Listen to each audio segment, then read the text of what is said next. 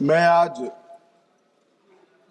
पहलगांव में निर्दोष यात्रियों की नृशंस हत्या पाकिस्तानी आतंकवादियों के द्वारा जो की गई और उसके जवाब में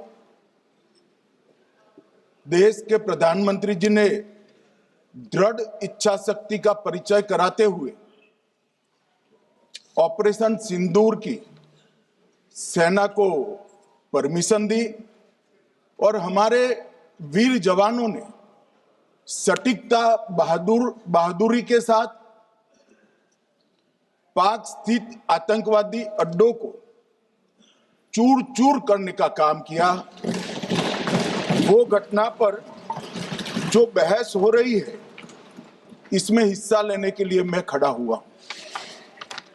माननीय अध्यक्ष जी, सबसे पहले पहलगांव में जो नृशंस हत्या की गई निर्दोष नागरिकों की, धर्म पूछकर उनको मारा गया, इनके परिवार के सामने मारा गया और बड़ी बर्बरता के साथ ये हत्याएं की गई, इसकी मैं घोर निंदा करता हूं और जो मारे गए हैं इनके परिजनों के साथ अत्यंत हृदय की गहराइयों से मैं संवेदना भी व्यक्त करना चाहता हूं। ऑपरेशन सिंदूर के जवाब में पाकिस्तान के हमारे नागरिक ठिकानों पर गोलीबारी की, इसमें भी कुछ नागरिक हताहत हुए,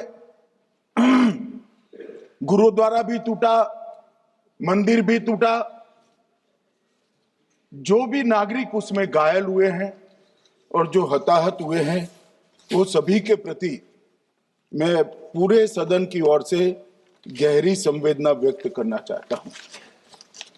माननीय अध्यक्ष जी, कल से यहां पर पक्ष और विपक्ष दोनों की चर्चा चल रही है और स्वाभाविक है जब इस तरह की नृशंस घटना घटे देश में तब इस पर मुक्त चर्चा भी होनी चाहिए, चिंतन भी होना चाहिए, आगे न हो इसकी व्यवस्था की भी चिंता होनी चाहिए। माननीय अध्यक्ष जी, मैं विषय पर आने से पहले आपके माध्यम से सदन को और सदन के माध्यम से पूरे देश को ऑपरेशन महादेव जो कल एक हुआ है इसकी जानकारी देना चाहता हूं। माननीय अध्यक्ष जी, कल ऑपरेशन महादेव में सुलेमान उर्फे फैजल जट, अफगान और जिब्रान, 3 आतंकवादी सेना, सीआरपीएफ और जम्मू कश्मीर पुलिस के संयुक्त अभियान में ऑपरेशन महादेव में मारे गए और माननीय अध्यक्ष जी, ये जो सुलेमान है ए श्रेणी का लश्कर तोयबा का कमांडर था पहलगाम हमले में और गगनगिर आतंकी हमले में वो लिप्त था। इसके ढेर सारे सबूत हमारी एजेंसियों के पास है। अफगान ए श्रेणी का लश्कर तैयबा का आतंकवादी था और जिब्रान भी ए ग्रेड आतंकवादी था। और माननीय अध्यक्ष जी, मैं सदन को और सदन के माध्यम से पूरे देश को बताना चाहता हूं, जिन्होंने बैसरन घाटी में हमारे प्रवासियों को, नागरिकों को मारा था, ये तीनों आतंकवादी ये थे और तीनों मारे गए।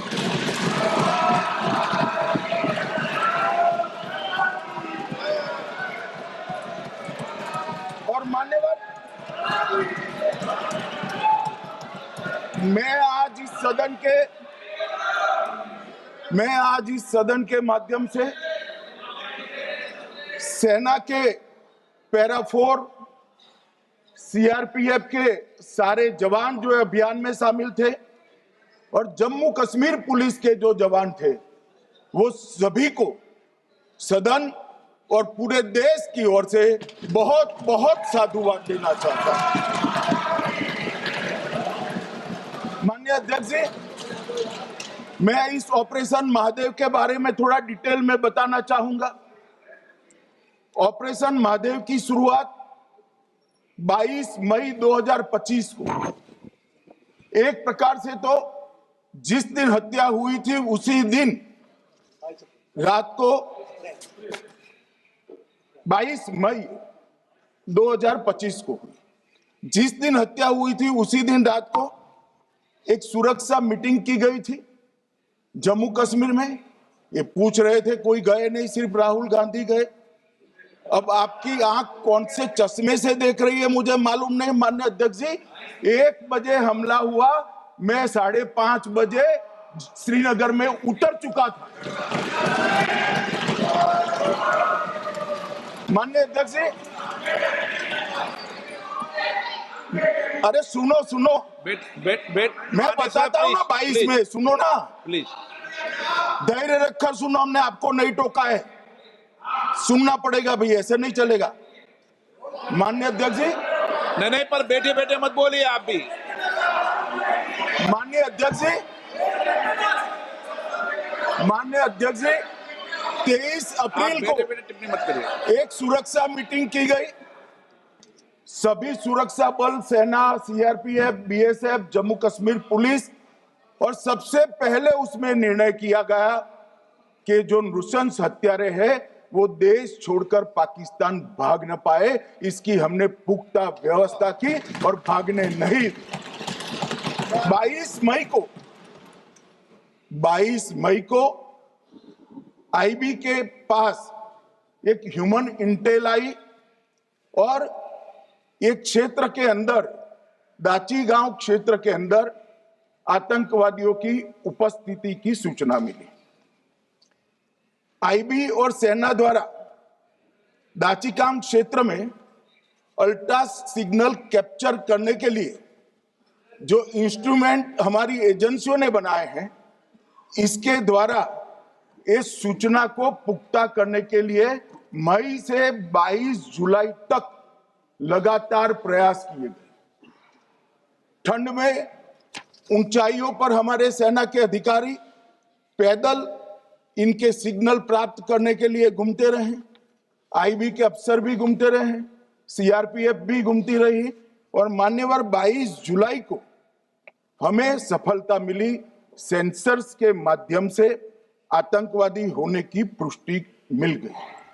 तब 4 पैरा जो हमारी सेना का एक हिस्सा है, उसकी नेतृत्व में 4 पैरा के जवान, सीआरपीएफ के जवान और जम्मू कश्मीर पुलिस के जवान मान्यवर एक साथ ये आतंकवादियों को घेरने का काम किया।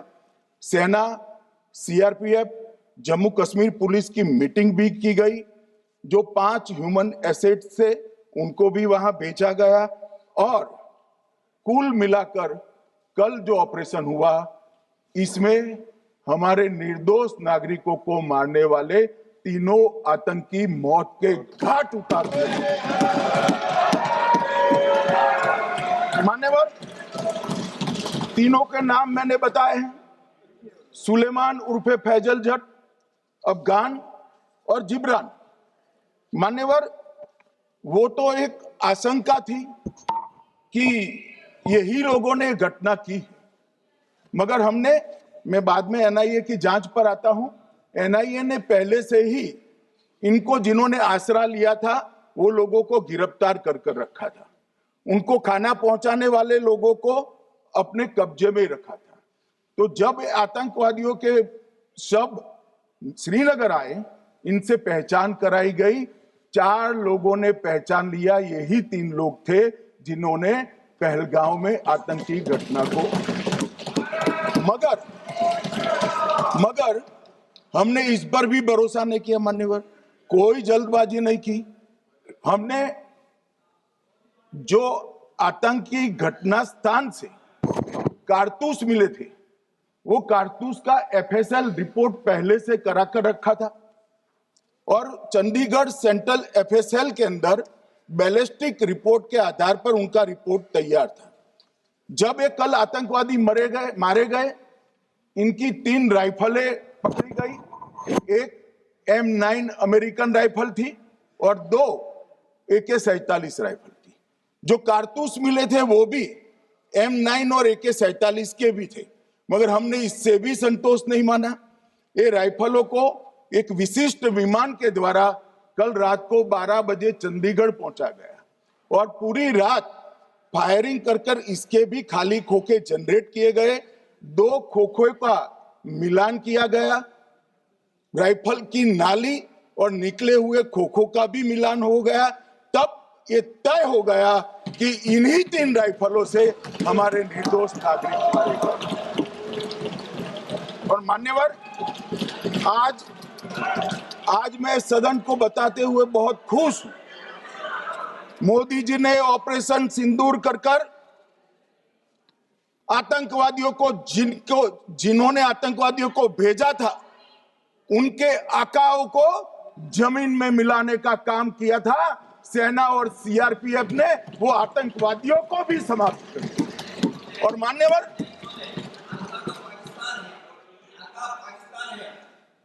कौन पाकिस्तान से आपकी बात होती है क्या? अरे बैठ जाओ भाई।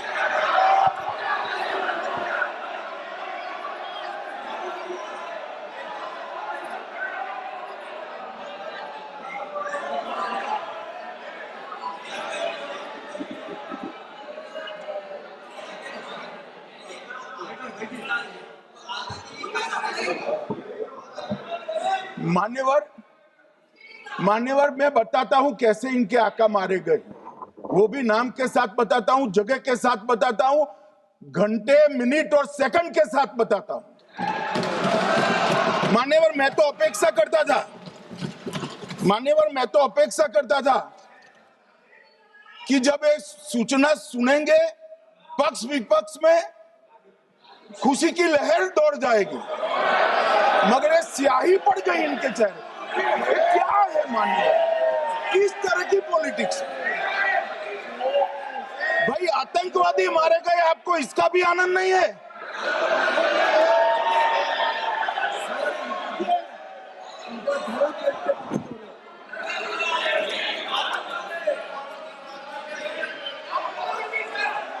अखिलेश जी बैठ जाइए, मेरा पूरा जवाब सुनिए, आपका सब जवाब आ जाएगा। भाई आप आतंकवादियों का धर्म देखकर दुखी मत होइए।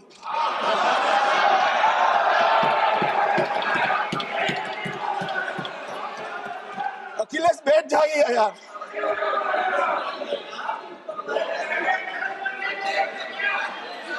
अखिलेश जी बैठ जाइए। मान्यवर, किसी को संशय रखने की जरूरत नहीं है। बैलिस्टिक रिपोर्ट मेरे पास है, मेरे हाथ में है और 6 वैज्ञानिकों ने इसको क्रॉस चेक किया है। सुबह 4:46 पर फोन पर मुझे 6 ने वीडियो फोन पर कहा है कि 100% वही गोलियां हैं जो वहां चलाई। मान्यवर, ये हमारे देश की सेना, सीआरपीएफ और जम्मू कश्मीर पुलिस, ये तीनों का एक साझा बहुत बड़ा कामयाबी है, जिस पर 140 करोड़ को नाज होना चाहिए, देश की जनता को नाज। मान्यवर, मैं तो गया था वहां, जब ये घटना हुई दूसरे दिन इनके परिजनों को मिला था। 6 दिन की शादी वाली बच्ची विधवा होकर मेरे सामने खड़ी थी। आज तक मैं वो दृश्य नहीं भूल सकता। मगर आज सारे परिजनों को मैं कहना चाहता हूं कि मोदी जी ने ऑपरेशन सिंदूर से भेजने वालों को भी मारा और हमारे सुरक्षा बलों ने जिनको भेजा था उनको भी मारा, और एक ऐसा सबक सिखाया है कि आने वाले कई दिनों तक कोई ऐसी हिम्मत नहीं कर पाएगा। मान्यवर, मैं थोड़ा एनआईए की जांच के बारे में भी बताना चाहूंगा। मान्यवर, जिस दिन लश्कर ए तोयबा ने और इसके आउटफिट टीआरएफ ने इसकी जिम्मेदारी ली, उसी दिन हमने तय कर लिया था कि ये जांच एनआईए को सौंप दी जाएगी, क्योंकि एनआईए आतंकवाद के केसों की जांच के लिए, वैज्ञानिक तरीके से जांच करने के लिए और सजा कराने के लिए महारत हासिल की हुई विश्व मान्य एजेंसी है, जिसका सजा कराने का दर 96% से ज्यादा है। मान्यवर, हमने तुरंत ही इसकी जांच एनआईए को दे दी। हमने पूरी व्यवस्था की, सेना, बीएसएफ, सीआरपीएफ और जम्मू कश्मीर पुलिस ने ये लोग देश छोड़कर भाग न जाए। और मान्यवर, इसकी जांच की शुरुआत हुई। एक थकाने वाली बहुत लंबी जांच हुई है।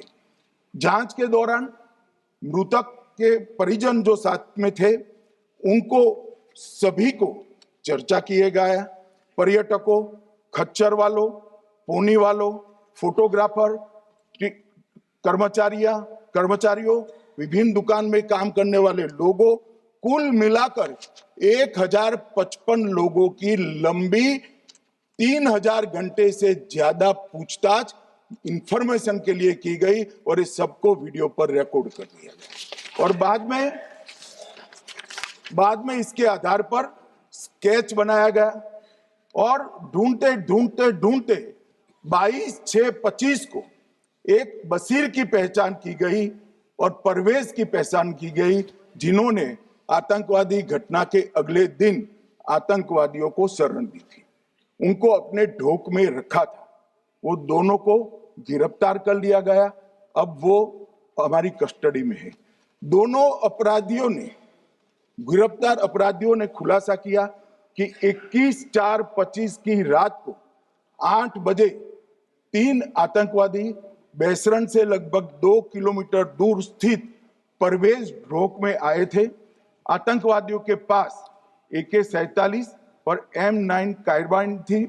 जो 2 आतंकवादियों ने काली पोशाक पहनी थी और एक ने छद्म वेश किया था। खाना खाया, चाय पी और ढोक से निकलते वक्त कुछ खाना, नमक, मिर्च और मसाले लेकर वो चले गए। मान्यवर, उस वक्त हमने जिन खोखों को रिकवर किया था, इसको हमने चंडीगढ़ FSL में टेस्टिंग के लिए भेज दिया।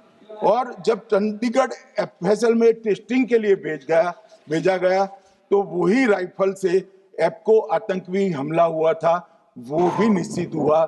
तो आज इसके साथ साथ दूसरे एप्को आतंकी हत्या को अंजाम देने वाले आतंकियों का भी इसके साथ ही समाप्ति हुई है, इनको मार दिया गया है।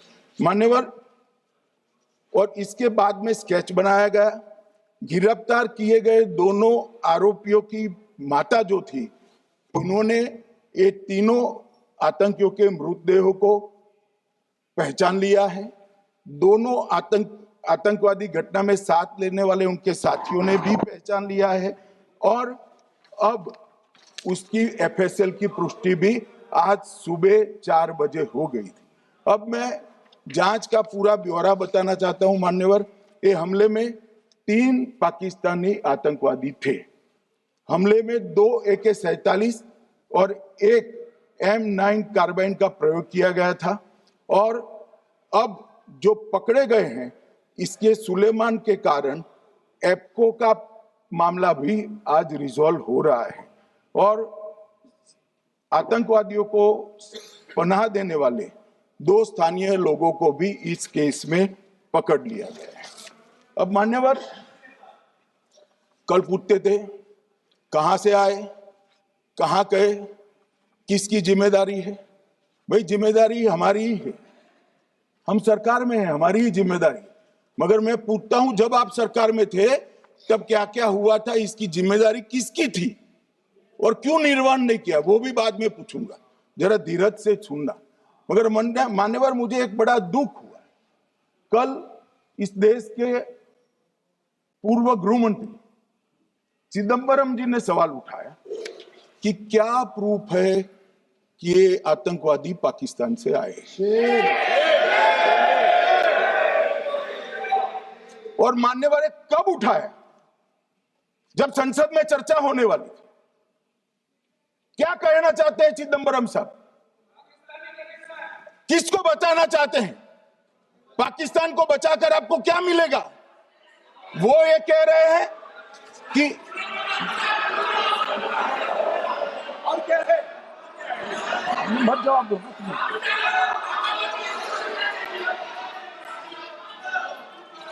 मान्यवर, हमारे पास, मैं आज चिदम्बरम साहब को कहना चाहता हूं, मैं आज चिदम्बरम साहब को आपके माध्यम से कहना चाहता हूं, हमारे पास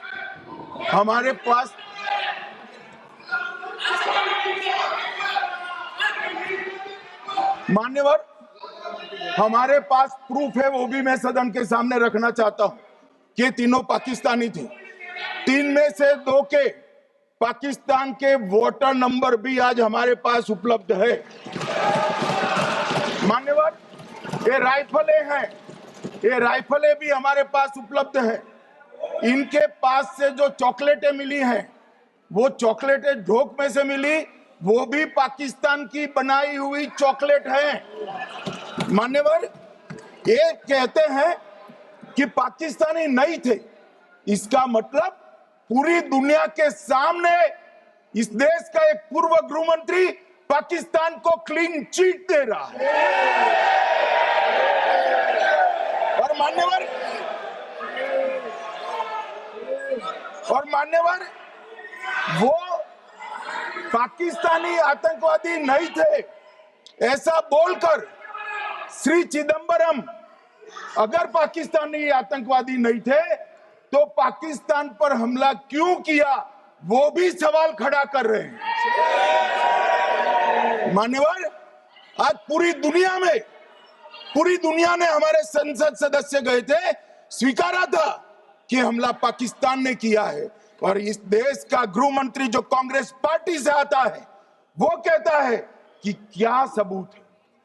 अरे मुझसे मांगते, मैं दे देता, टीवी से मांगते हैं, पूरी दुनिया के सामने उजागर करते हैं, शख्स सुबह खड़ा करते हैं। पाकिस्तान को बचाने का इनका ये षड्यंत्र आज 130 करोड़ लोग जान रहे हैं। बच नहीं पाओगे आप लोग, बच नहीं पाओगे। मान्यवर,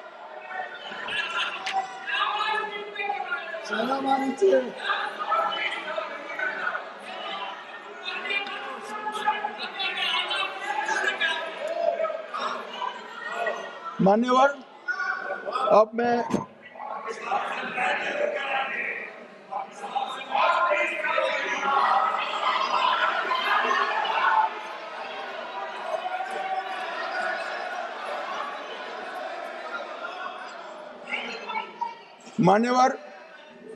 अब मैं पहलगांव आतंकी हमला और ऑपरेशन सिंदूर,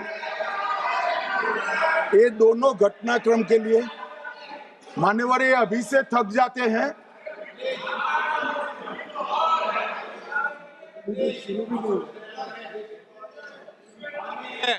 प्लीज बैठिए।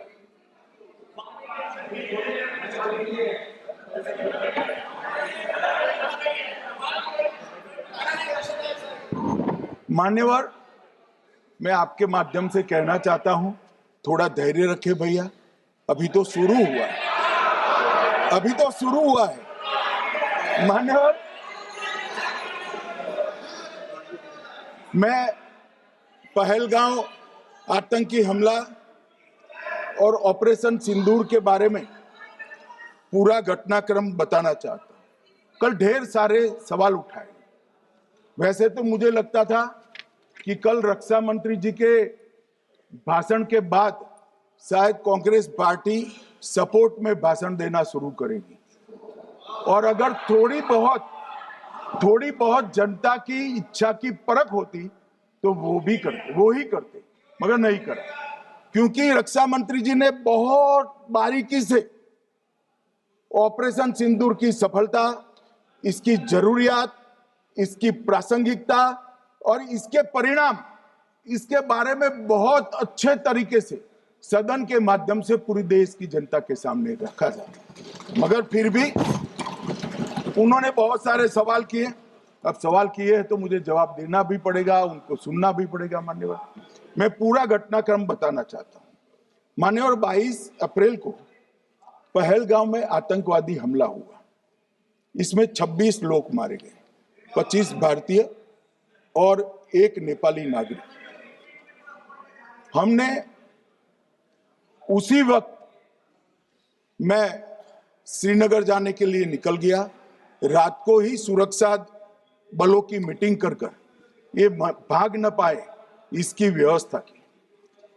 माननीय मोदी जी ने 23 और 30 अप्रैल को सीसीएस की मीटिंग चेयर की। ये कह रहे हैं, मैं आज बताना चाहता हूं कि सीसीएस की 23 अप्रैल की मीटिंग में क्या हुआ। सबसे पहला कांग्रेस पार्टी का ब्लंडर था सिंधु जल संधि, इसको स्थगित करने का काम नरेंद्र मोदी जी ने किया। हमने अटारी के माध्यम से एकीकृत जांच चौकी जो चलती थी उसको बंद कर दिया। पाकिस्तानी नागरिकों के सार्क वीजा को सस्पेंड कर सभी को वापस पाकिस्तान भेजने का काम किया। पाकिस्तान स्थित उच्चायोग ने रक्षा, सैन्य, नौसेना के सलाहकारों को अवांछनीय व्यक्ति घोषित किया, संख्या को 55 से घटाकर 30 किया और सीसीएस ने ये संकल्प लिया कि जहां पर भी ये आतंकवादी छुपे हैं उनको और उनकी ट्रेनिंग करने वाले अड्डों को सेना, पुलिस, सीआरपीएफ, बीएसएफ उचित जवाब देगी। मान्यवर, जिस तारीख को ये हुआ उसी दिन ये निर्णय हो चुका।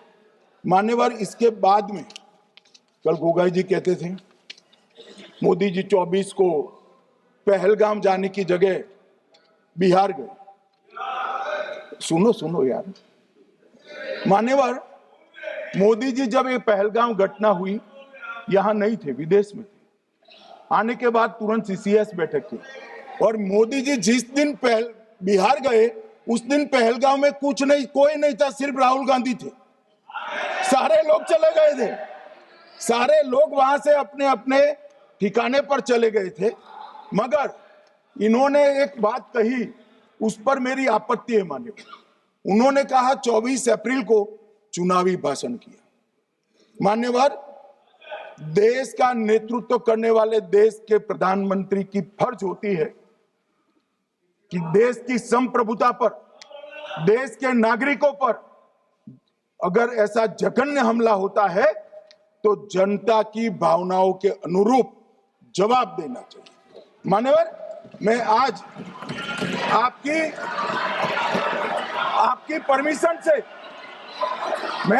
परमिशन से मोदी जी के बिहार भाषण के कुछ अंश पढ़ना चाहता हूं।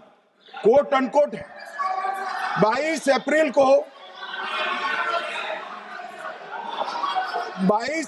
को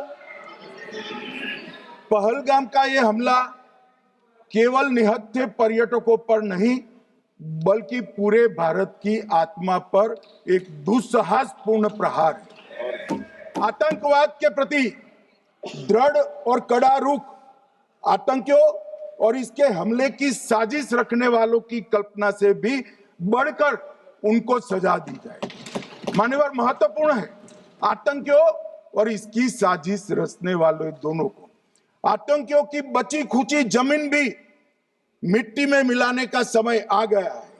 140 करोड़ भारतीय इस बात के लिए एकजुट है कि आतंक के आकाओं की कमर तोड़ दी जाएगी। भारत हरेक आतंकवादी और उनके समर्थकों की पहचान करेगा, उनका पता लगाएगा और उन्हें दंडित करेगा। आतंकवाद कभी भी भारत की आत्मा नहीं तोड़ पाएगा।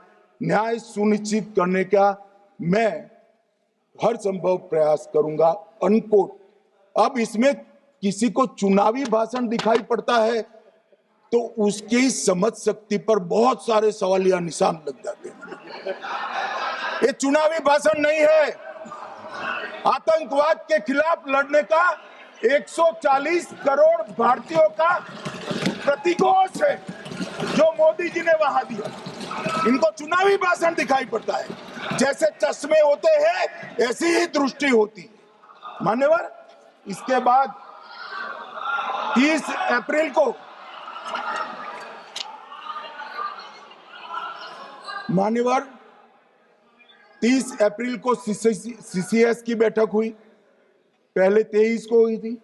उसमें सशस्त्र बलों को पूर्ण ऑपरेशन की फ्रीडम दे दी गई। प्रधानमंत्री मोदी जी ने सीसीएस की उपस्थिति में रक्षा मंत्री, एनएसए और सेनाओं के प्रमुख के साथ बैठकर पूर्ण ऑपरेशनल फ्रीडम देने का काम किया और इसके बाद ये ऑपरेशन सिंदूर हुआ। मान्यवर, ऑपरेशन सिंदूर 7 मई को रात को 1:04 से 4 मिनट से 1:24 तक चला। उसमें पाकिस्तान के 9 आतंकी ठिकानों को ध्वस्त कर दिया और पूरी दुनिया ने इसके दृश्य देखे। साहब, इससे बड़ा संयमित हमला नहीं हो सकता। आजकल दुनिया में युद्ध चल रहे हैं, हम देख रहे हैं, बच्चे मर रहे हैं, महिलाएं मर रही, निर्दोष मर रहे।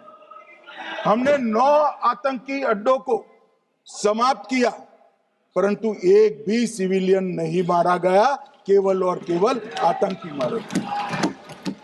स्थान थे मरकज सुभान अल्लाह बहावलपुर, मरकज तैयबा मुरीद के, महमूना जाया कैंप सियालकोट, अरे नाम सुनो काम में आएंगे, सरजाल camp Sialkot, Sawai Nala camp Muzaffarabad, Syedna Bilal camp Muzaffarabad, Gulpur camp Kotli, Barnala camp Bhimber और अब्बास कैंप कोटली।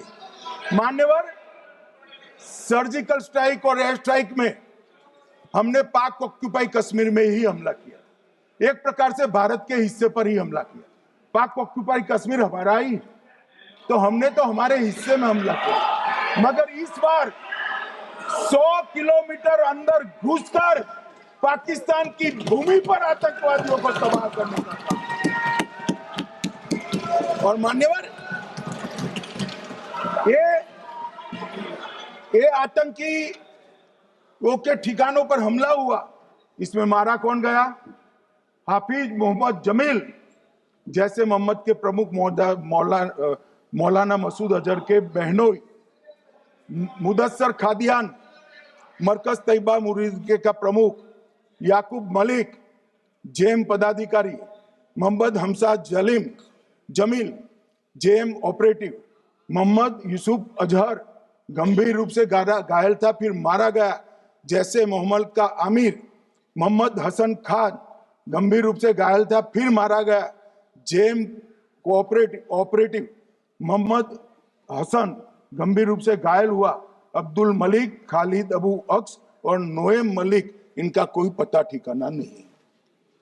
और मान्यवर, ये पूछते थे मुझे कल कि पहलगांव के दोषी कहां गए, वो पहलगांव के दोषी कहां गए? ये जो मैंने, अरे सुनो ना यार, ये जो 10 मैंने नाम पढ़े हैं, इसमें से 8 ये चिदम्बरम एंड कंपनी के समय में आतंकवादी घटना घटाने वाले लोगों को नरेंद्र मोदी जी ने ये हमें पूछते कहां गए? अरे भाई, आपके समय में जो छुप गए थे उनको चुन चुन कर हमारी सेना ने समाप्त कर दिया है। और ये 10 नहीं, कल राजनाथ जी घबराते घबराते बोले हैं, अब ऑथेंटिक शब्द का है, मैं बढ़ा नहीं सकता, मगर कम से कम 100 लोगों को हमारी सेना ने समाप्त, 100 से अधिक लोगों को हमारी सेना ने समाप्त करने का काम। मान्यवर, और इस पर भी गर्व नहीं कर सकते आप, इस पर भी गर्व नहीं कर सकते।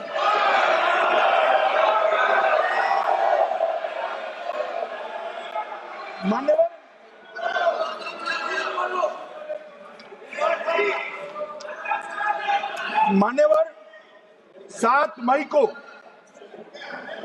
1:26 पर 22 मिनट पर ये हमारा काम समाप्त हो गया। हमारे डीजीएमओ ने उनके डीजीएमओ को बता दिया कि भाई हमने आतंकवादी हमलों पर स्थानों पर सिर्फ हमला किया है, इनके हेडक्वार्टर पर हमला किया है, जो हमारा आत्मरक्षा का अधिकार है। पूरी दुनिया इसको एक्नॉलेज करती है। ऐसा नहीं हो सकता है मनमोहन सिंह के समय की तरह कि वो आकर मारेंगे और हम चुपचाप बैठे रहेंगे और जाकर चर्चा करेंगे। ये नरेंद्र मोदी सरकार, ऐसा नहीं हो सकता। डोजियर भेजते रहेंगे।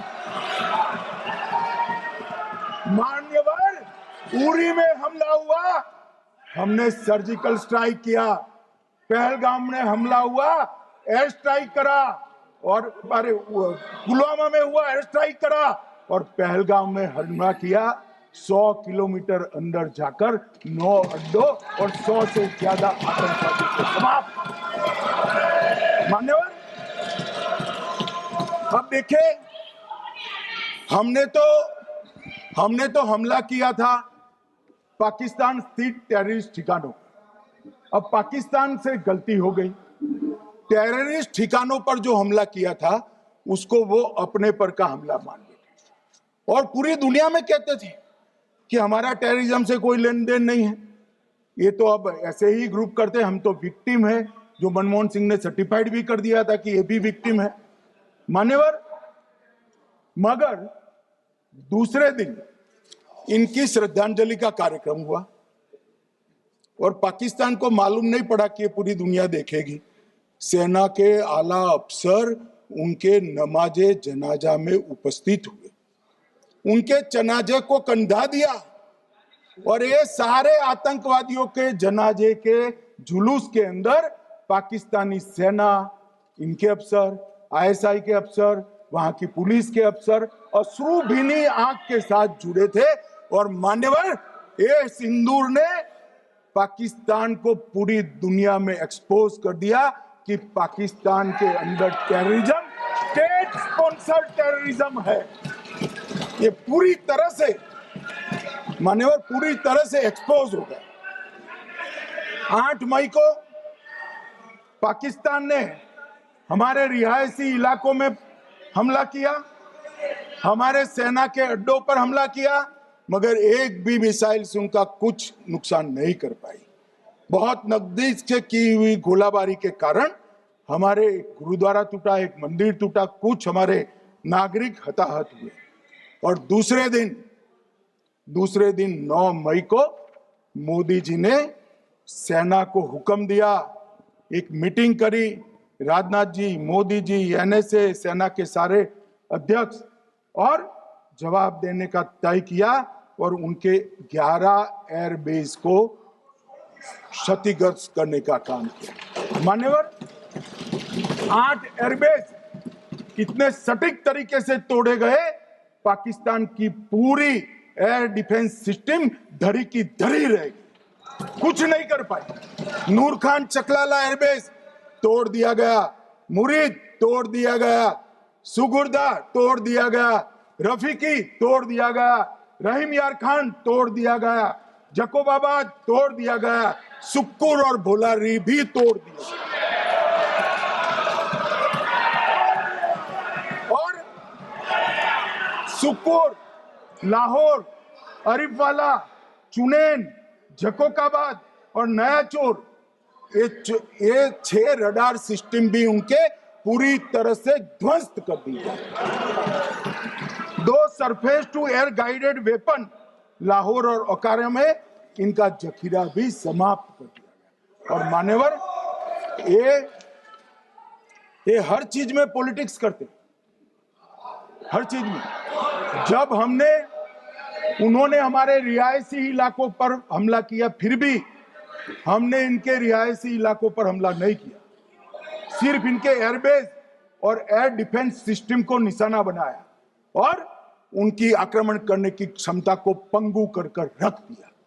हमारी पूरी सेना, पूरी वायुसेना, पूरी नौसेना अक्षुण्ण थी और उनकी हमला करने की क्षमता को हमने छिन्न विछिन्न कर दिया। पाकिस्तान के पास शरण में आने के अलावा और कोई चारा ही नहीं था। इसलिए मान्यवर, इसलिए 10 मई को डीजीएमओ ने, पाकिस्तान के डीजीएमओ ने भारत के डीजीएमओ को फोन किया और 5 बजे हमने इस संघर्ष को विराम किया। अब मान्यवर,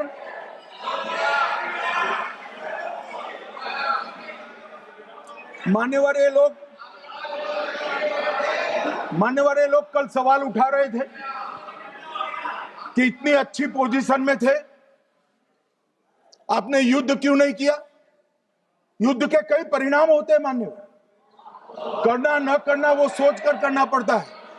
मगर मैं इसी देश के इतिहास से कुछ घटनाएं बताना चाहता हूं। 1948 में मान्यवर, कश्मीर में हमारी सेनाएं निर्णायक बढ़त पर थी। सरदार पटेल ना बोलते रहे, जवाहरलाल नेहरू जी ने एक तरफा युद्ध विराम कर दिया। और मान्यवर, मैं बड़ी जिम्मेदारी के साथ कहता हूं, मैं इतिहास का विद्यार्थी हूं, पाक ऑक्यूपाई कश्मीर का अगर अस्तित्व है तो जवाहरलाल नेहरू जी की ये युद्ध विराम के कारण है। इसका जिम्मेदार जवाहरलाल नेहरू है। मान्यवर, 1960 में सरदार पटेल ने विरोध किया था, गाड़ी लेकर आकाशवाणी तक गए थे, घोषणा न करते दरवाजे बंद कर दिए थे। मान्यवर, 1960 में सिंधु जल पर भौगोलिक व रणनीतिक रूप से हम बड़े मजबूत थे और उन्होंने सिंधु समझौता क्या किया? 80% भारत का पानी पाकिस्तान को दे दिया। मान्यवर, 62 के लड़ाई की बात मैं बाद में करता हूं। 65 की लड़ाई में हाजीपीर जैसे स्ट्रेटेजिक जगह पर हमने कब्जा किया था, 66 में उसको लौटा दिया गया। मैं 71 के युद्ध की भी बात करना चाहता हूं। मान्यवर, 71 में कल राजनाथ जी ने भी बताया, पूरे देश ने इंदिरा जी का समर्थन किया। उन्होंने पाकिस्तान के 2 टुकड़े कर दिए। बहुत बड़ी विजय थी भारत की और सदियों तक भारत इस विजय पर गर्व करेगा। हम सब भी करते हैं, हमें कोई आपत्ति नहीं। मगर हुआ क्या मान्यवर? युद्ध की विजय की चकाचौंध में क्या हुआ? 93 हजार युद्ध बंदी हमारे पास थे, 93 हजार, और 15,000 वर्ग किलोमीटर क्षेत्र पाकिस्तान का हमारे पास था। 93 हजार युद्ध बंदी, उस वक्त की पाकिस्तान की सेना का 42% और 15,000 वर्ग किलोमीटर क्षेत्र। मगर शिमला में समझौता हुआ, पाक ऑक्यूपाई कश्मीर मांगना ही भूल गए।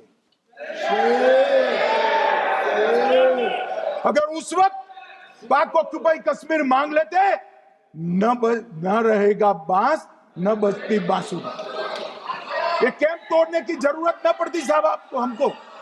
मान्यवर, इतना ही नहीं, पाक ऑक्यूपाई कश्मीर तो नहीं लिया, मांगना ही भूल गए। 15,000 वर्ग किलोमीटर की जीती हुई भूमि भी वापस दे दी।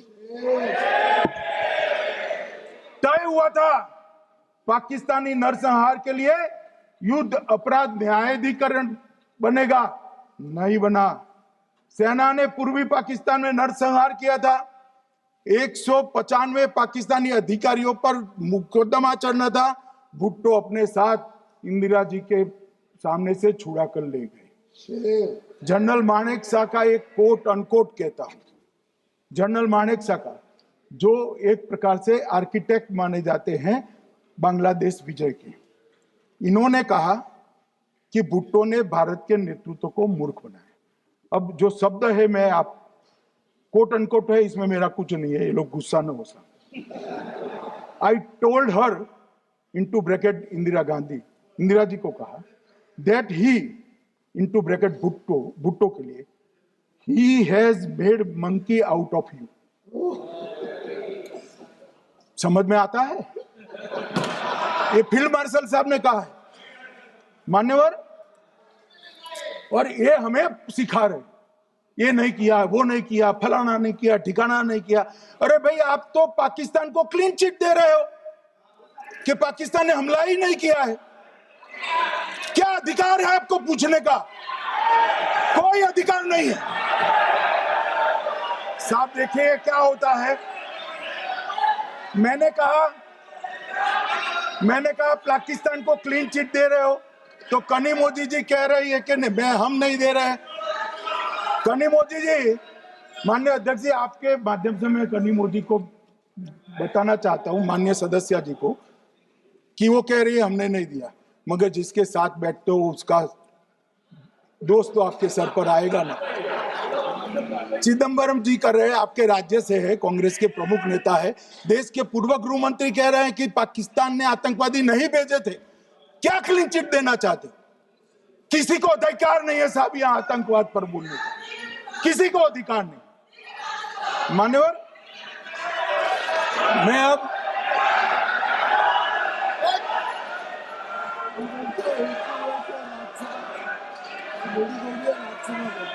मान्यवर, मैं उनको बताना चाहता हूं, अभी आधा भी नहीं हुआ है, जरा सुनो।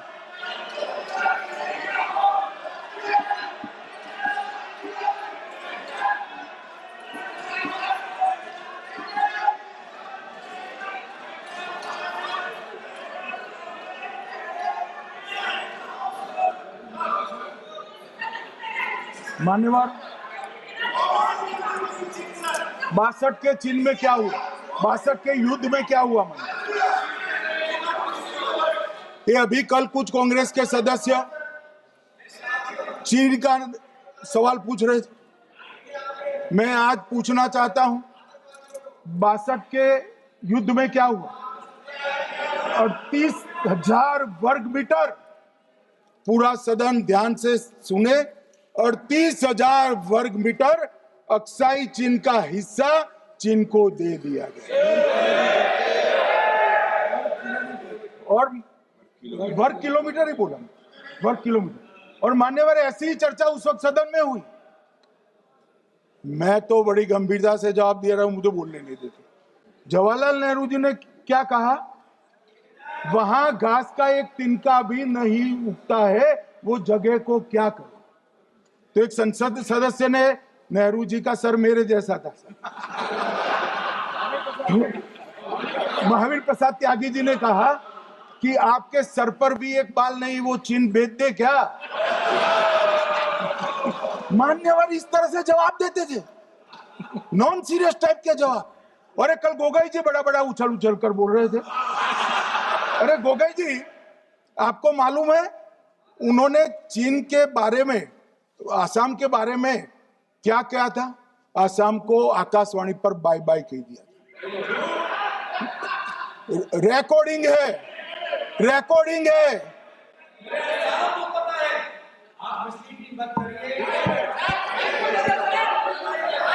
मान्यवर, मैं भी सहमत हूं, मैं भी सहमत हूं, पूरे आसाम को पता है। मान्यवर,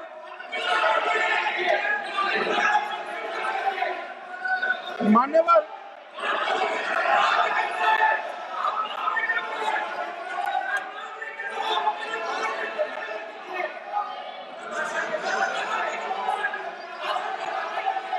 मान्यवर, मुझे मालूम है पूरे आसाम को पता है, इसीलिए तो वो विरोध पक्ष में बैठे हैं वहां पर आसाम में, पूरे आसाम को पता है।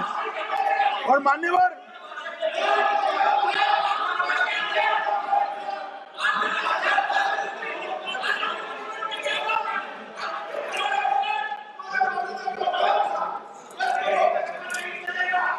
मान्यवर, मान्यवर, जोर से बोलने से सत्य को छिपाया नहीं जा सकता।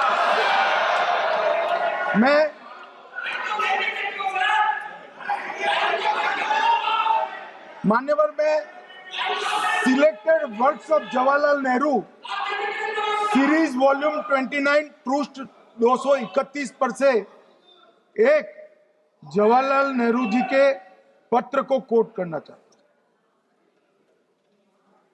अनौपचारिक रूप से संयुक्त राज्य अमेरिका ने यह सुझाव दिया कि चीन को संयुक्त राष्ट्र में तो ले लिया जाए, मगर सुरक्षा परिषद को नहीं, सुरक्षा परिषद में भारत को लेना चाहिए। ये अमेरिका का प्रस्ताव था। नेहरू जी ने कहा हम इसे स्वीकार नहीं करते क्योंकि इससे चीन के साथ हमारे संबंध खराब होंगे और चीन जैसे महान देश को बुरा लगेगा।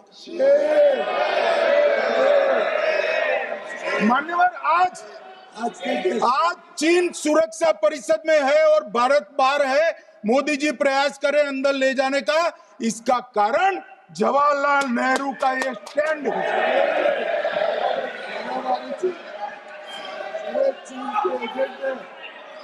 और मान्यवर, ये तो पीढ़ी दर पीढ़ी चलता आ रहा।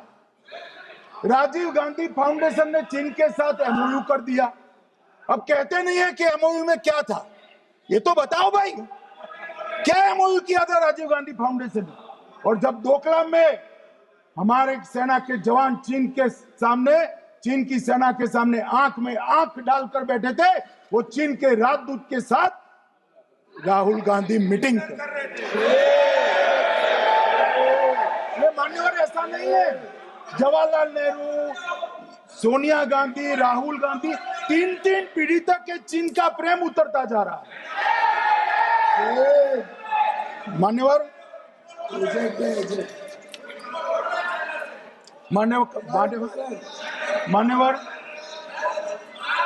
मैं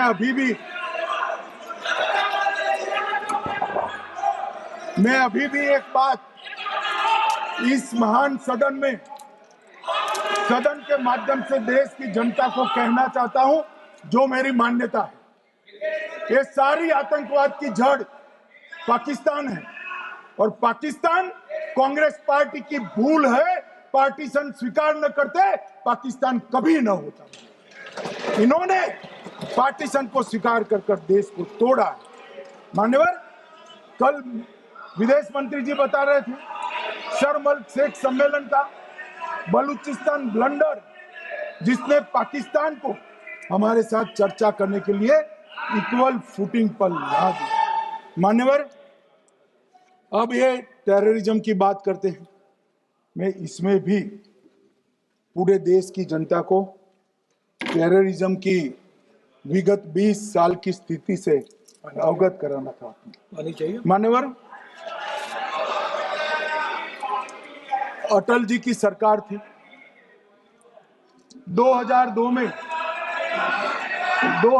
में टेररिज्म को समाप्त करने के लिए अटल जी की सरकार, एनडीए की सरकार, भाजपा सरकार पोटा का कानून लेकर आई। मान्यवर, मैं सदन को याद कराना चाहता हूं, पोटा कानून का विरोध किसने किया था? किसने किया? कांग्रेस पार्टी ने किया। हमारे पास बहुमत नहीं था राज्यसभा में। मजबूरन हमने कानून को गिर गया, मजबूरन संयुक्त सत्र बुलाना पड़ा और पोटा कानून संयुक्त सत्र में पारित हुआ। देश नहीं भूल सकता मान्यवर। और पोटा कानून को रोककर आज भी कांग्रेस पार्टी के नेता जब बोले तब कहे, पोटा कानून को रोककर किसको बताना चाहते थे आप? किसको बचाना चाहते थे? पोटा तो आतंकवादियों के खिलाफ था। पोटा को रोककर अपनी वोट बैंक का उल्लू सीधा करने के लिए आप आतंकवादियों को बचाना। और मान्यवर, 2004 में अटल जी की सरकार गई, मनमोहन सिंह, सोनिया गांधी की सरकार आई। आते ही पहला काम क्या किया मान्यवर? पहली ही कैबिनेट में पोटा कानून को रद्द कर दिया। मैं फिर से पूछता हूं, किसके फायदे के लिए कांग्रेस पार्टी ने पोटा कानून रद्द किया? जवाब दीजिए जरा यहां पर। और मान्यवर, इसके बाद क्या हुआ? 2004 के दिसंबर में पोटा कानून रद्द हुआ। 2005 में अयोध्या में रामलल्ला के टेंट पर हमला हुआ, आतंकवादी मारे गए। मुंबई लोकल ट्रेन 2006-5 में रामलल्ला पर हमला, 6 में मुंबई ट्रेन में बम धमाके 187 लोग मारे गए। 2006 डोडा उधमपुर में हिंदुओं पर हमला, 34 लोग मारे गए। 2007 हैदराबाद 44 लोग मारे गए। 2007 यूपी लखनऊ वाराणसी 13 लोग मारे गए। रामपुर सीआरपीएफ कैंप, वहां पर हमला हुआ 2008 में। 2008 में श्रीनगर के आर्मी के काफिले पर हमला हुआ, 10 सुरक्षा बल मारे गए। मुंबई आतंकी हमला 2008 में हुआ, 246 लोग मारे गए। जयपुर में 8 बम धमाके हुए, 64 लोग मारे गए। 2008 में अहमदाबाद में 21 बम धमाके हुए, 57 लोग मारे गए। दिल्ली में 2008 में 5 धमाके हुए, 22 लोग मारे गए। और पुणे की जर्मन बेकरी 17 लोग मारे गए। वाराणसी में 10 में धमाका हुआ, 11 में मुंबई में 3 धमाके हुए, 27 लोग मारे गए। अब मैं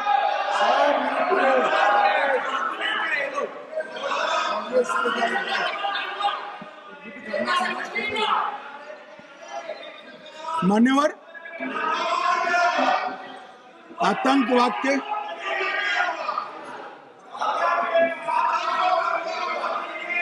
मान्यवर आतंकवाद के खिलाफ लड़ाई होती, तभी वो हमला करते हैं। मगर सवाल ये है कि इन्होंने 5 से 11 के बीच में 27 जघन्य हमले किए, 1000 के करीब करीब लोग मारे गए। आपने क्या किया? क्या किया आपने? जवाब दीजिए, क्या किया? और मैं राहुल गांधी जी को चैलेंज देना चाहता हूं, इन्होंने इस आतंकवादी हमलों के खिलाफ उनकी सरकार ने जो कदम उठाए, यहां खड़े रहकर हिम्मत से बताए देश की जनता को। कुछ नहीं किया मान्यवर। ये यहां से आतंकवादियों की फोटो पाकिस्तान भेजते रहे, डोजियर भेजते रहे। और मान्यवर ये कहते हैं कि आपके समय में भी हमले हुए।